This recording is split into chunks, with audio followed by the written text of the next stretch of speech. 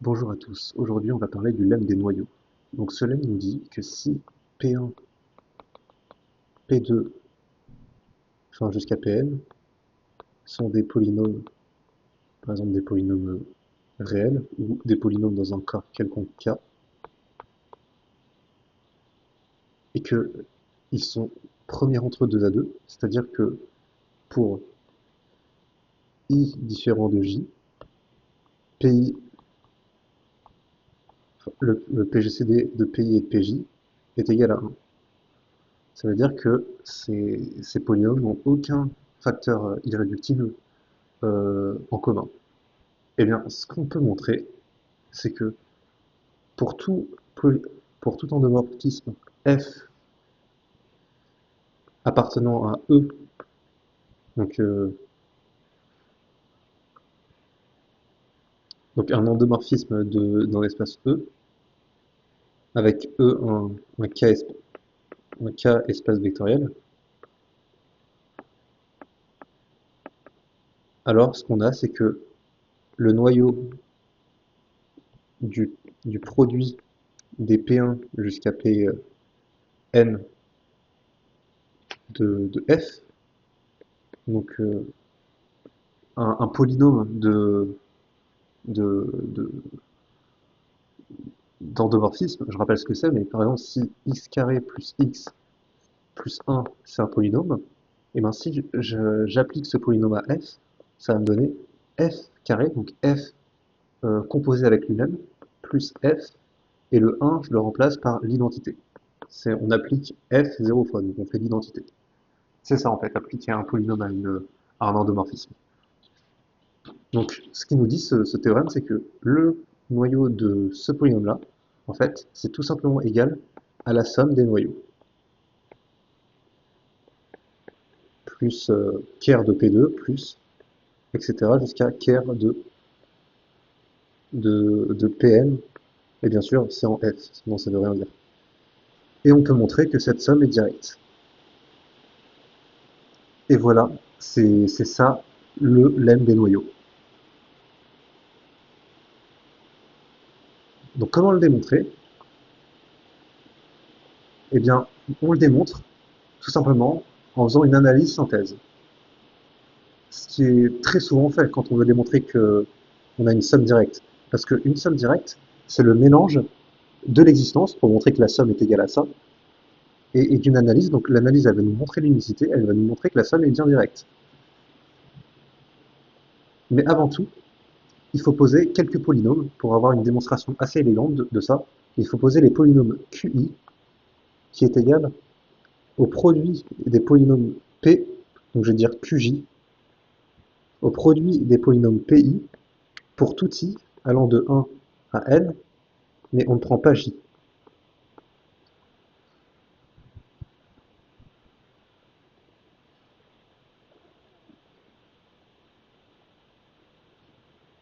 Et ça, on le pose pour tout I, pour tout J, dans un n. Voilà, c'est ces polynômes-là qu'on va poser.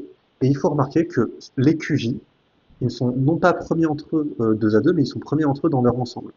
Ce qui veut dire que Q1, le PGCD de Q1, Q2, etc. jusqu'à QJ, ça fait 1. Enfin, jusqu'à QN, ça fait 1.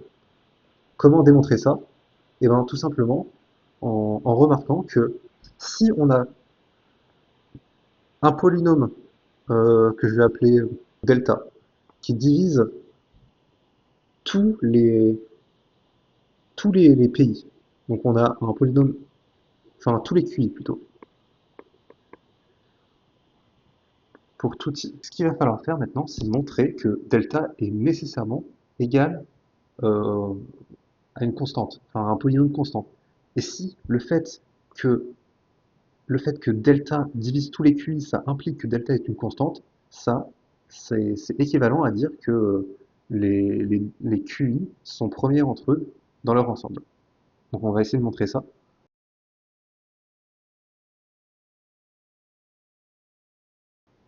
Donc si je pose, par exemple, I, un facteur irréductible de QI, enfin de delta.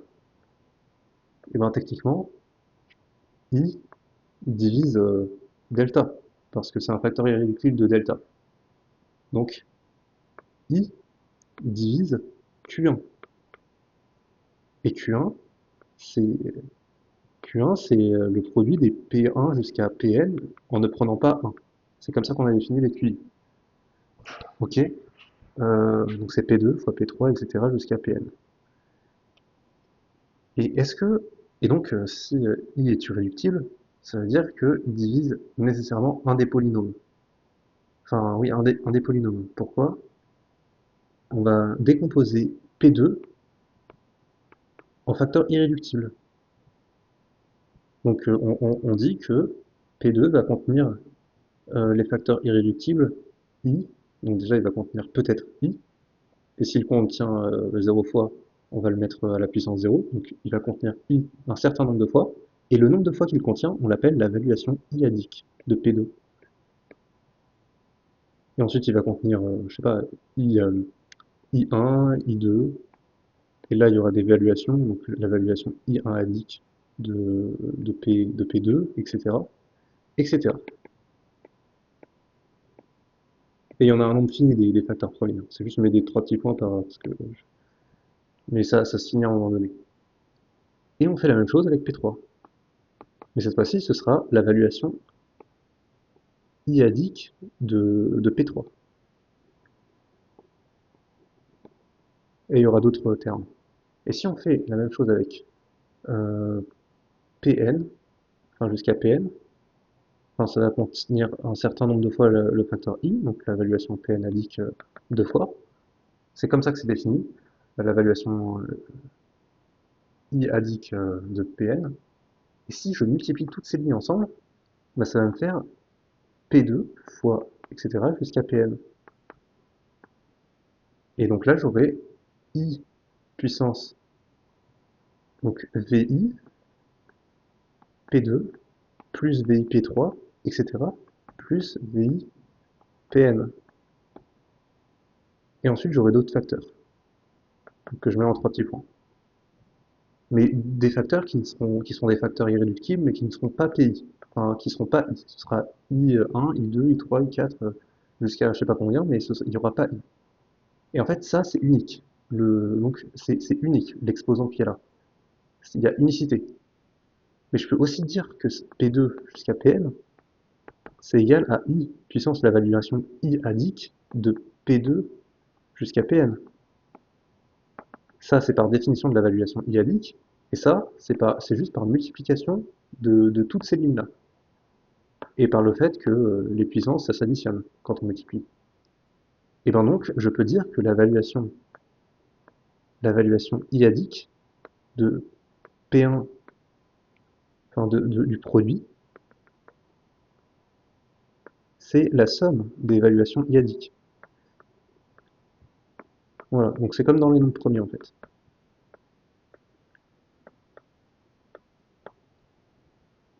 Tout ça pour dire en fait que la valuation I-adique du produit, comme I divise le produit, et ben cette valuation I-adique elle sera plus grande que 1. Parce que I fait partie de la décomposition en facteurs irréductibles de P2 jusqu'à Pn. C'est-à-dire que ce qui est en exposant là, et ben, c'est nécessairement plus grand que 1. Donc je dis que c'est plus grand que 1. Et comme c'est plus grand que 1, il y aura nécessairement dans cette somme de termes positifs, il y aura nécessairement un, un PJ dans cette somme, donc une valuation iadique de PJ, qui sera non nulle. Parce que si elles sont toutes nulles, je ne peux pas avoir la condition que c'est supérieur à 1. Donc on note VI de PJ qui est non nul.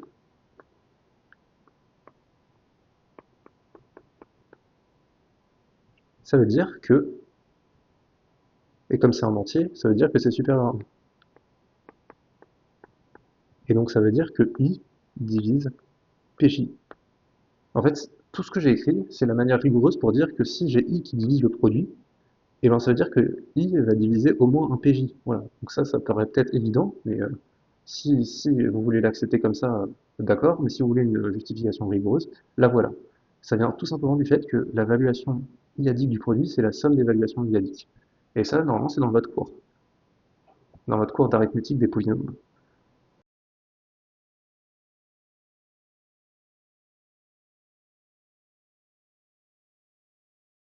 Et le truc, c'est que i, si ça divise pj, ça ne peut pas diviser pk avec k différent de j. Donc ça ne peut pas le diviser. Donc je barre le diviser. Pourquoi ça ne peut pas le diviser? Parce que si ça divise à la fois pj et pk, ça voudra dire que les polynômes pj et pk ne seront pas premiers entre eux, vu qu'ils possèdent le facteur i irréductible en commun. En supposant que i est supposé de degré 1. Voilà, donc on suppose par l'absurde qu'il est de degré 1. On suppose que degré de p, degré de i, où c'est supérieur à 1, quoi. Et donc c'est pas possible, parce que euh, c'est donc c'est pas possible qu'ils divisent à la fois PJ et PK. Parce que PJ et PK, comme ils sont premiers entre eux, ils ne peuvent pas avoir un diviseur commun de, de degré supérieur à 1. Donc PJ, enfin I, ne divise que PJ. C'est ça que je voulais faire comprendre. Mais comme I divise delta, c'est comme ça qu'on l'a défini, c'est un facteur irréductible de delta. Eh bien, I divise tous les multiples de delta. Et delta, delta, il est défini comme divisant tous les QI. Donc, en particulier, I divise QJ. Oui, d'ailleurs, j'étais obligé de supposer par l'absurde que I est de degré supérieur à 1, parce que dans la décomposition en facteur irréductible que j'ai faite ici, et que j'ai faite plein de fois ici aussi, en fait, dans les décompositions en facteur irréductible, bah, ça n'a aucun sens de décomposer en facteur irréductible en prenant des polynômes de degré 0, donc des polynômes constants. Parce que là, il n'y aurait pas unicité. Par exemple, Euh, par exemple, le polynôme constant égal à 2, il est irréductible, et le polynôme constant égal à 1 demi, il est irréductible. Et pourtant, 1, ça se décompose en 2 fois 1 demi, et en 1 fois 1. Donc il y aurait pas l'unicité si on autorise les polynômes constants. Mais en général, on les utilise pas, les polynômes constants, pour la décomposition. Et on n'utilise pas en arithmétique, dans les décompositions en facteurs irréductibles, on n'utilise pas ce qui est enfin, ce qui est inversible. Et les polynômes constants, ils sont inversibles, donc on les utilise pas. Voilà, c'était pour la petite justification qu'il faut prendre i de degré supérieur à 1 pour que ce soit un polynôme irréductible et que ça a un sens. Donc comme i divise qj, i divise p1 jusqu'à pj-1, et après pj plus 1 jusqu'à pn, c'est la définition de qj. Et donc, on peut dire que la valuation iadique de P1 jusqu'à PJ-1 jusqu'à P, enfin, PJ plus 1 et jusqu'à Pn, ça c'est supérieur à 1. Pour les mêmes raisons, parce que si I divise, ça veut dire que il est dans la décomposition. Mais on a aussi que VI de PK égale 0 pour tout K appartenant, enfin pour tout K différent de J. Pourquoi? Eh ben, c'est tout simplement ce que j'ai écrit ici. I ne peut pas diviser PK, donc il n'apparaît pas dans la décomposition en facteur irréductible, donc la valuation, c'est 0. Et ça aboutit à une absurdité, parce que la valuation du produit, c'est la somme des valuations, donc c'est une somme de 0 en fait, cette valuation. Donc on a une somme de 0, donc 0, qui est plus grand que 1, ce qui est absurde.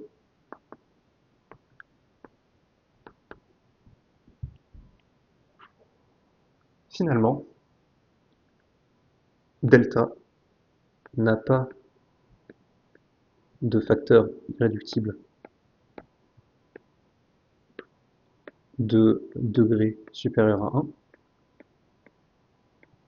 et donc il est constant. Parce que par théorème de décomposition, tous les polynômes non constants ont une décomposition en irréductible. Et comme et ça veut dire que si on prend un delta qui divise tous les QI, ça veut dire nécessairement qu'il est constant. Et ça, c'est exactement dire que les QI sont premiers entre eux dans leur ensemble. Donc, et là on l'a prouvé, on a bien que Q1, le PGCD de Q1 jusqu'à Qn, c'est 1. Voilà, on l'a enfin prouvé. Et ce qu'on peut avoir, c'est une relation de Bézout, de Bézout, pardon. Donc il existe U1, U2 jusqu'à UN, tel que U1, Q1 plus U2, Q2, etc. Bon, je mets pas les symboles somme, mais c'est pour que ce soit plus compréhensible. Ça en enlève rien à la rigueur. Parce que c'est un peu une idée reçue, en fait, qui dit que si on met pas les symboles somme, ça veut dire que c'est pas rigoureux. En fait, si, c'est totalement rigoureux. On voit très bien ce qui se passe. Euh, et c'est juste pour que ce soit plus clair. Parce qu'en mettant des symboles somme, ça peut facilement complexifier un problème et faire penser qu'il est difficile, alors que là, je fais rien de difficile pour l'instant. Donc voilà, il faut juste retenir cette formule-là qui va nous être très utile. Et comme on l'avait dit, il faut faire l'analyse maintenant euh, qu'on a défini un petit peu ce qu'on allait utiliser. Donc l'analyse, déjà, on rappelle ce on veut prouver le lemme des noyaux. Donc je rappelle que je veux prouver ça. Voilà ce que je veux prouver. Ok, donc pour l'analyse, on va supposer que ça existe et on va montrer que c'est unique. C'est tout le temps comme ça qu'on fait pour l'analyse. Et l'analyse, elle est utile parce qu'elle montre que c'est unique, donc elle va nous prouver qu'on a des sommes directes, mais elle est aussi utile parce qu'elle nous donne des idées de ce qui est nécessaire. Donc de ce qu'on va nécessairement devoir prendre pour, euh, pour ce qui va être dans le caire de P1, le caire de P2 et le caire de Pn. Donc ça va nous donner des idées pour la synthèse qui va nous justifier l'existence.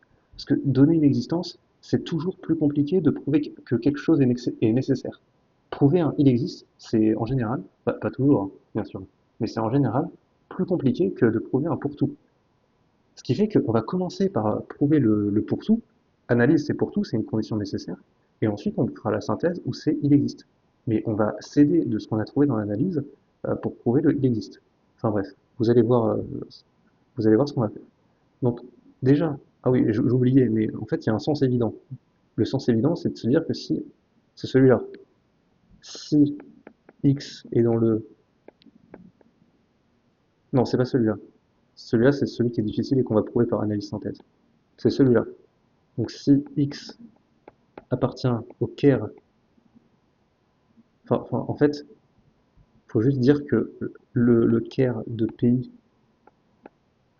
est inclus dans le caire de P1, Pn de F. Si vous avez quelque chose qui s'annule enfin, qui annule le polynôme P1, enfin, l'endomorphisme PI de F, et ben, vous rajoutez les autres termes et ça va aussi être annulé par l'endomorphisme P1 jusqu'à Pn de F.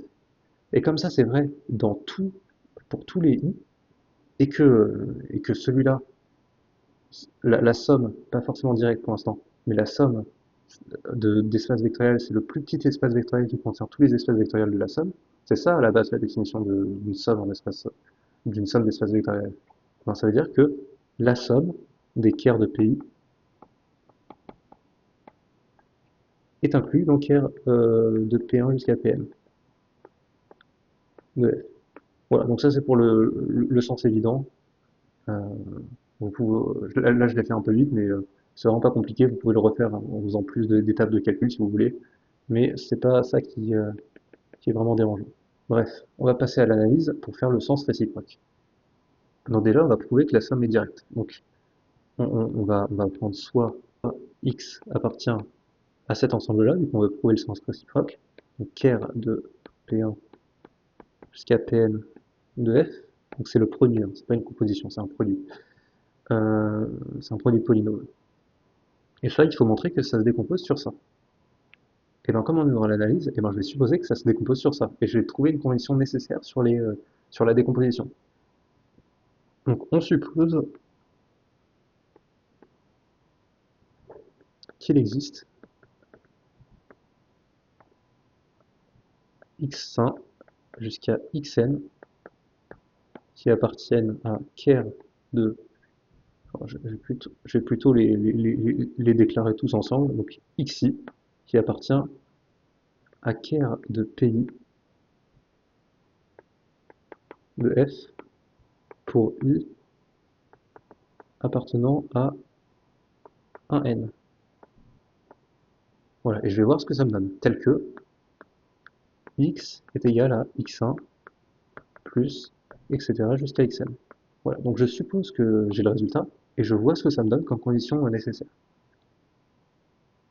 Et il va falloir utiliser cette égalité. Donc en fait, ce qu'on a, euh, c'est que l'identité, si j'utilise ça, c'est que l'identité, c'est égal à U1 Q1 de F plus U2 Q2 de F plus UN Qn de F.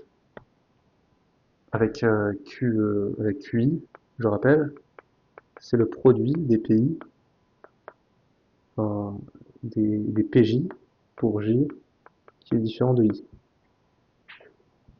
Voilà, ça c'est un petit rappel. Comment je vais pouvoir utiliser ça pour prouver quelque chose de nécessaire sur les XI? Et bien, je vais tout simplement pouvoir appliquer euh, QI à ma somme. Parce qu'en fait, QI de XJ, ça fait quoi? QI de F, bien sûr, de XJ. Ouais, donc QI de F, c'est un endomorphisme, et je l'applique en XJ.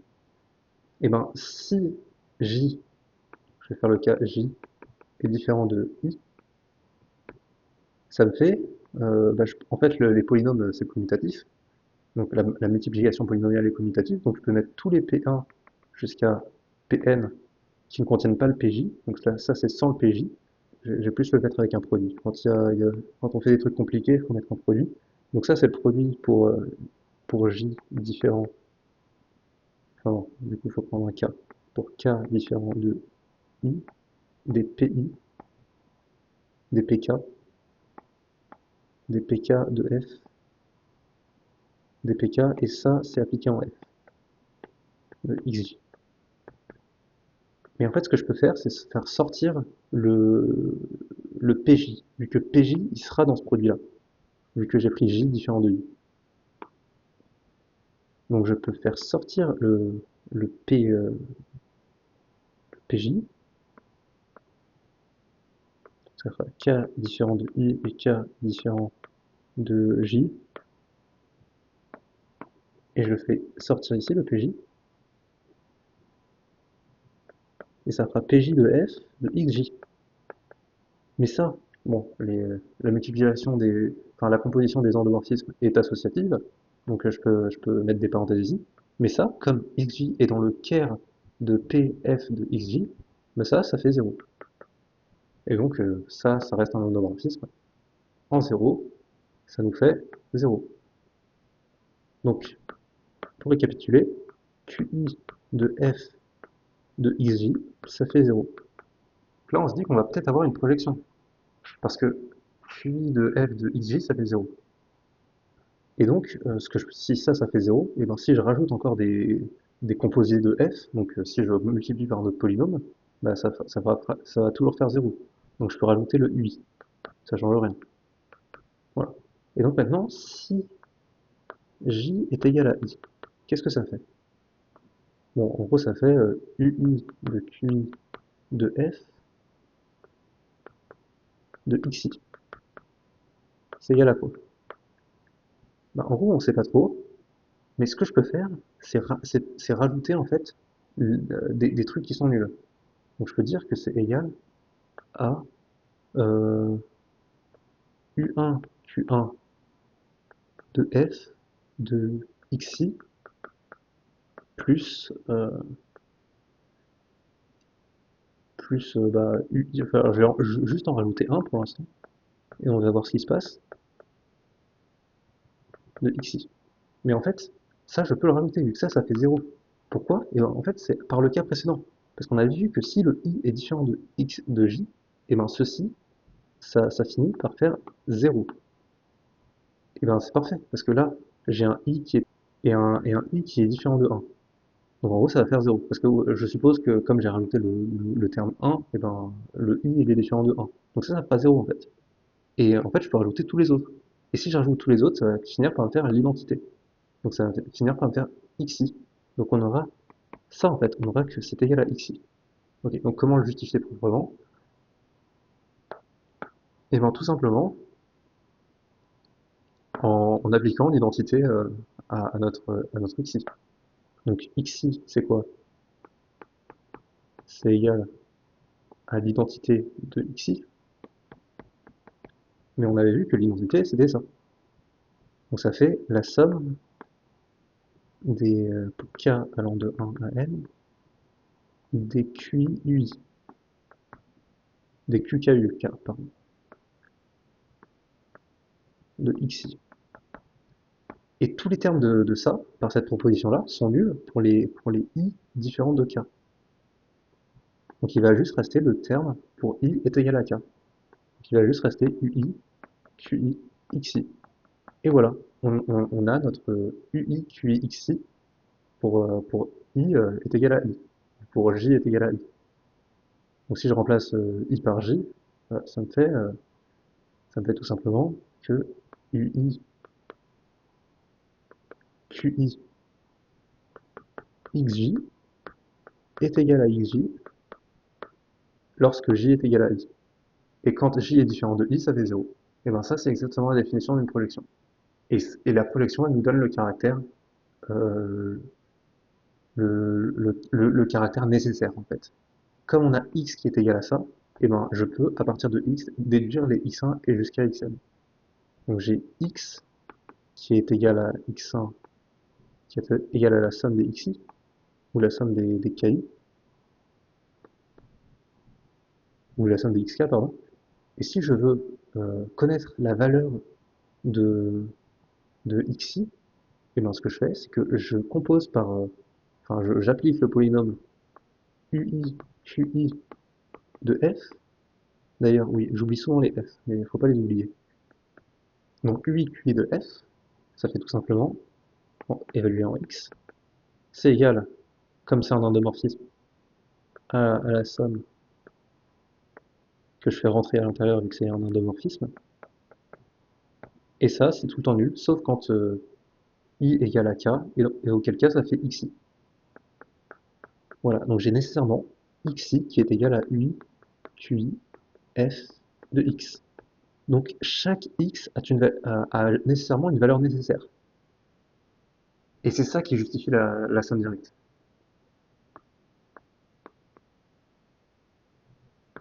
Pourquoi? Parce que pour un x donné, j'aurai qu'une seule valeur xi possible, pour tous les xi. Et cette valeur, c'est x évalué en un certain polynôme. C'est ça qui justifie le caractère direct. Par exemple, si j'avais x égale 0, et ben, tous les xi seraient nécessairement égaux à 0. Parce que évalué en 0, ça reste une application linéaire, donc ça ferait 0. Donc c'est ça qu'il faut retenir. C'est, en gros, là on vient de justifier que la somme était directe. Donc on vient justifier le fait qu'il y ait des ronds autour des plus. Et ce qu'on a fait d'autre, c'est qu'on a d'excellents candidats pour les xi. Ce qui va nous aider pour la partie synthèse.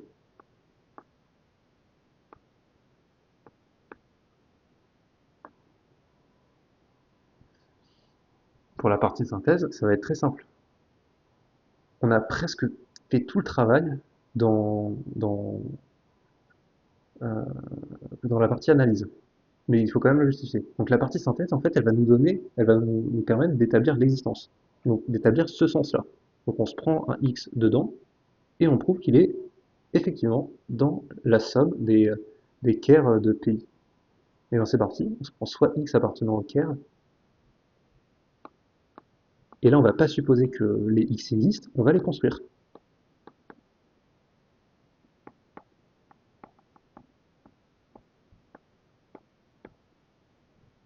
On va poser, enfin posons plutôt,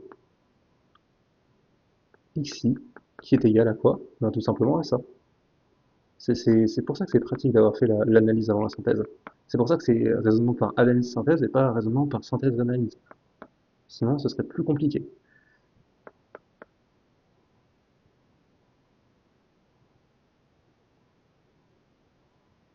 Voilà, on pose xi qui est égal à ça. Et on fait ça pour tout x, enfin pour tout i.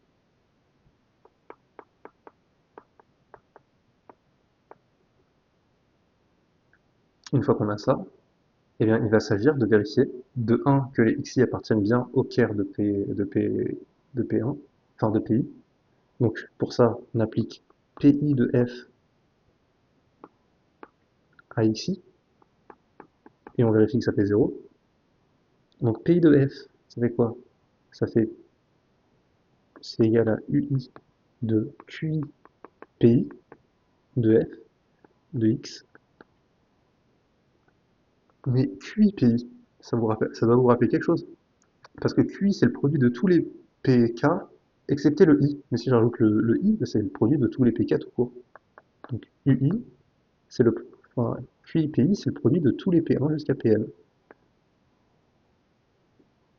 Le F de X. Et si j'utilise l'associativité sur ça, et ben P1 jusqu'à Pn de F de X, comme X appartient au caire de P1 jusqu'à Pn de F, et ben ça fait 0.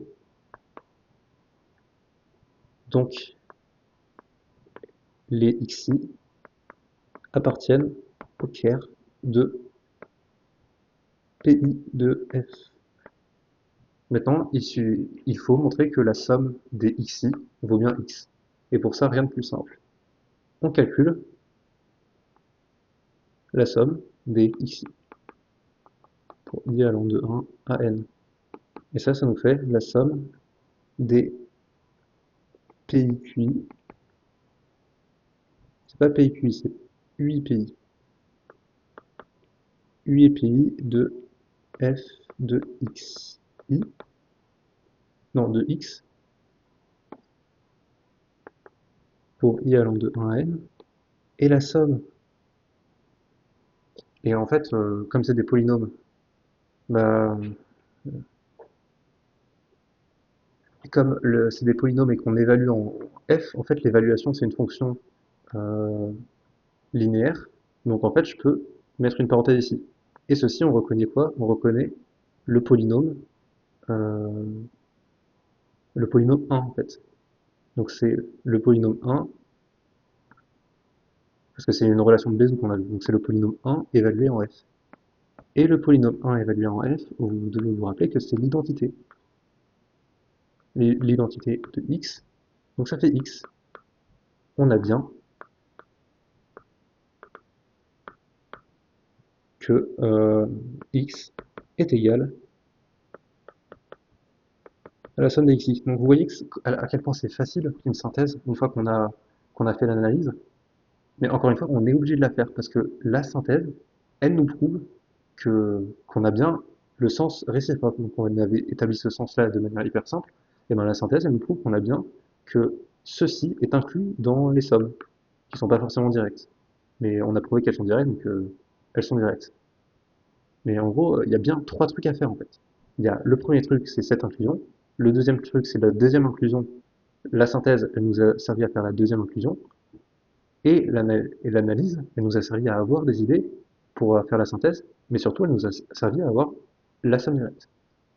Voilà, j'espère que cette vidéo vous aura été utile pour être plus à l'aise en algèbre linéaire et en algèbre tout court d'ailleurs, parce que ce théorème il fait un bon pont entre toutes les formes d'algèbre. Et, Et d'ailleurs, c'est un théorème très utile qui permet de prouver le fameux théorème qui nous donne la condition nécessaire et suffisante sur la diagonalisabilité, à savoir qu'un polynôme est diagonalisable, enfin qu'une matrice est diagonalisable si et seulement si son polynôme caractéristique, enfin non, son polynôme minimal est scindé à racine simple. Donc la démonstration de ce résultat, donc de cette équivalence, elle est assez facile quand même à faire si si on connaît bien le lemme des noyaux, enfin, si on sait l'utiliser. D'ailleurs, si ça vous intéresse, je pourrais faire la démonstration en utilisant le lemme des noyaux. Donc je vous remercie d'avoir suivi cette vidéo jusqu'au bout. Franchement, ça me fait grandement plaisir de voir que vous vous intéressez aux maths à ce point-là, pour, euh, pour regarder une démonstration du théorème des noyaux. Si vous aimez bien la chaîne, je vous invite à vous abonner et je vous souhaite beaucoup de réussite dans vos études.